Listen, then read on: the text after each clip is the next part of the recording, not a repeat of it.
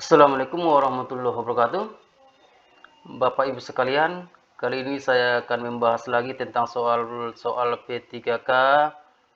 Mudah-mudahan nanti di tahun 2022 ini soal-soal ini mudah-mudahan bisa keluar ya Bapak Ibu.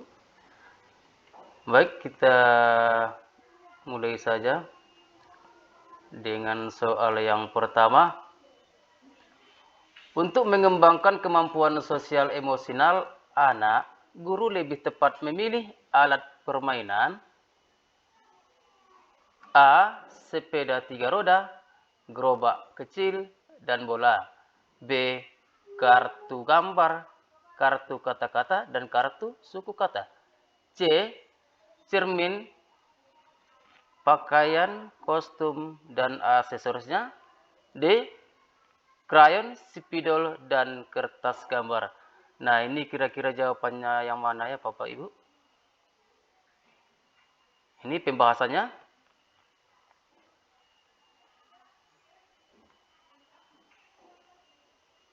Maka jawabannya adalah A, yaitu sepeda 3 roda, gerobak kecil, dan bola.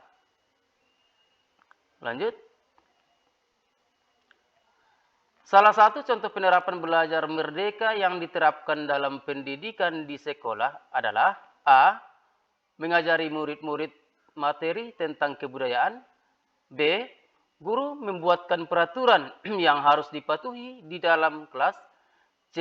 Mempercayakan murid-murid untuk bekerja dengan mandiri dan membimbingnya jika membutuhkan bantuan. D. Murid-murid harus mengikuti seluruh rangkaian kegiatan belajar yang sudah dibuatkan oleh guru di sekolah. Nah, ini jawabannya Bapak Ibu. C, yaitu mempercayakan murid-murid untuk bekerja dengan mandiri dan membimbingnya jika membutuhkan bantuan.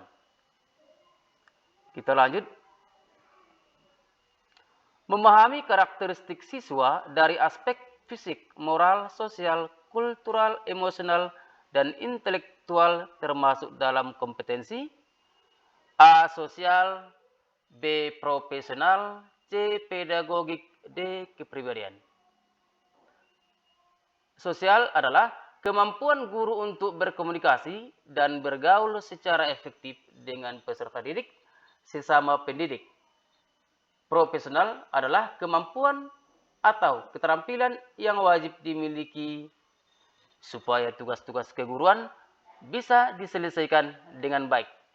Sedangkan kepribadian adalah kemampuan personal yang mencerminkan kepribadian yang mantap, stabil, dewasa, arif, dan berwibawa, menjadi teladan bagi peserta didik dan berakhlak mulia. Maka jelas Bapak Ibu jawabannya adalah C, yaitu pedagogik. Penilaian yang dilakukan oleh seorang guru harus didasarkan pada prosedur dan kriteria yang jelas, tidak dipengaruhi subjektivitas penilai. Hal ini sesuai dengan prinsip A. Terbuka, B. Menyeluruh, C. Bermakna, D. Adil, E. Objektif. Nah, terbuka adalah transparan, menyeluruh berarti mencakup semua aspek, bermakna berarti materi dapat diserap peserta didik dan adanya umpan balik, adil adalah tanpa memandang latar belakang, sedangkan objektif adalah prosedur dan kriteria yang jelas. Nah, maka jawabannya adalah E, yaitu secara objektif melalui prosedur dan kriteria yang jelas. Kita lanjut Bapak Ibu. Apakah definisi manusia merdeka menurut Ki Hajar Dewantara? A. Manusia yang hidupnya bersandar pada kekuatan sendiri, namun perlu dibantu oleh orang-orang di sekitarnya untuk menentukan keputusan. B. Manusia yang hidupnya bersandar pada kekuatan sendiri, baik lahir maupun batin, tidak tergantung dengan orang lain. C. manusia yang fokus dengan kekuatan yang dimiliki sehingga menjalankan kehidupannya dengan merdeka. Sedangkan D adalah manusia yang berdiri sendiri tanpa memperdulikan orang lain sehingga dapat mengambil keputusan sesuai dengan hati dan pikirannya sendiri. Nah, ini sebenarnya jawabannya adalah B. Lanjut. Pak Ahmad adalah seorang guru olahraga. Pagi ini, dia akan mengadakan penilaian praktik berenang. Prinsip penilaian yang dilakukan adalah A. Sahih, B. Objektif, C. Menyeluruh, D. Sistematis, E. Beracuan kriteria. Nah, ini pembahasannya. Sahih berarti memperhatikan kemampuan yang diukur, objektif, prosedur, dan kriteria yang jelas. Menyeluruh berarti segala aspek, sistematis, berencana, dan bertahap atau mengikuti langkah prosedur. Berencana kriteria berarti patokan kriteria. Nah, maka jawabannya adalah A. Secara sahih. Lanjut, Bapak Ibu. Bulia adalah seorang guru seni. Hari ini dia ingin menilai kemampuan siswa dalam membuat lukisan. Selain hasil lukisan siswa yang dinilai, teknik dalam menggambar, cara menggunakan alat dan perlengkapan, dan juga sikap siswa dalam menghargai karya temannya, juga menjadi acuan dalam penilaian. Dalam hal ini, Bulia telah menerapkan prinsip A. Sahih, B. Objektif, C. Menyeluruh, D. Sistematis, E. Beracuan kriteria. Nah, ini pembahasannya, Bapak Ibu. Maka jawabannya adalah C. Secara menyeluruh. Lanjut.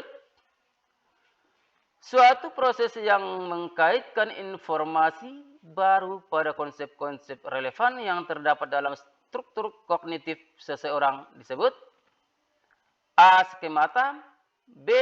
Ekuilibrasi, C. Belajar reflektif, D. Belajar bermakna. Nah, ini ada pembahasannya.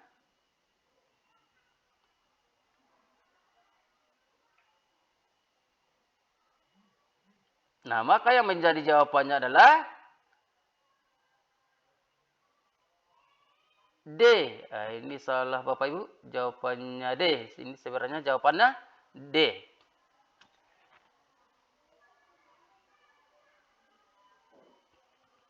Ya, lanjut. Guru mengamati kerucut Edgar Dale. Menurut Anda apa yang seharusnya guru lakukan untuk memperbaiki pembelajaran setelah mengamati kerucut tersebut? A. Lebih selektif pada media pembelajaran. B.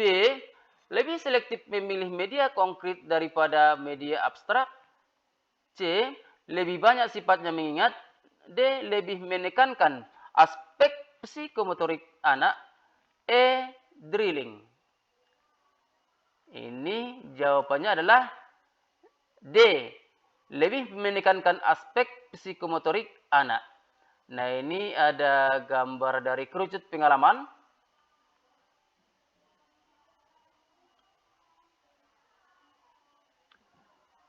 Nah, dari sini bisa kita lihat Bapak Ibu.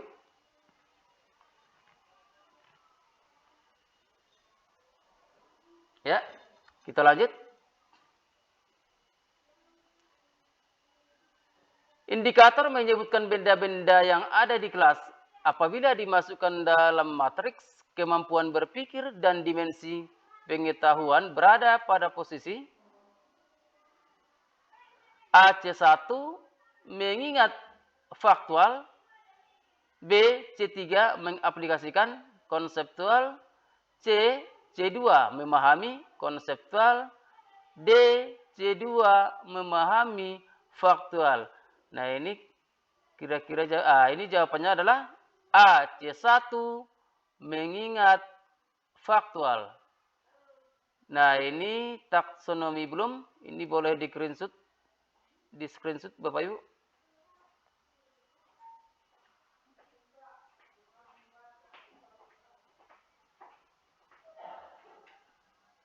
Kita lanjut. Nah, ini ada sedikit pemahaman Bapak Ibu. Topik level rendah atau lower order thinking skills yaitu C1, C2, dan C3. Sedangkan topik atau level tingkat tinggi atau higher order thinking skills yaitu C4, C5, dan C6. Berikut ini adalah langkah-langkah awal yang harus dilakukan oleh seorang pendidik untuk menuntun murid-murid menjadi manusia yang merdeka. Kecuali A. Memahami peran diri menjadi pendidik. B. Menambah kapasitas diri sebagai pendidik. C. Membuat perencanaan kegiatan belajar. D. Adaptif relevan dengan tujuan belajar murid-murid. Nah, ini jawabannya Bapak Ibu. B. Yaitu menambah kapasitas diri sebagai pendidik. Nah, Bapak Ibu sekalian, untuk kali ini saya cukupkan sampai di sini. Mudah-mudahan bisa bermanfaat bagi kita semua. Akhirul kata, Assalamualaikum warahmatullahi wabarakatuh.